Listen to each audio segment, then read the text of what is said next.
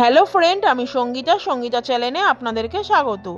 আজ আমি একটা নতুন রেসিপি তৈরি করেছি, সেটা হচ্ছে আলু ধনেপাতা দিয়ে কাটাপোনা মাছের পাতলা ঝোল। এইভাবে একবার বাড়িতে ট্রাই করবেন, খুব টেস্টি হয়। এখানে আমি কাটাপোনা মাছ নুন হলুদ দিয়ে মাখিয়ে নিয়েছি। এবার আমি মাছগুলো একে একে ভেজে নেব।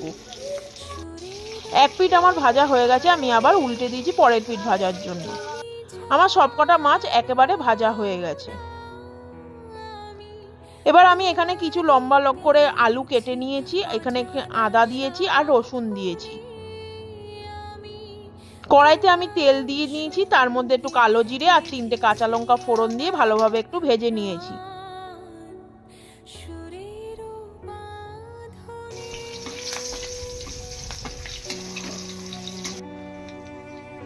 এবার আমি আদাটাকে ঘষে নিয়েছিলাম, ওই আদাটা আমি ওই তেলের মধ্যে দিয়ে আবারও ভালোভাবে একটুখানি নাড়িয়ে নিয়েছি, যতক্ষণ না আদার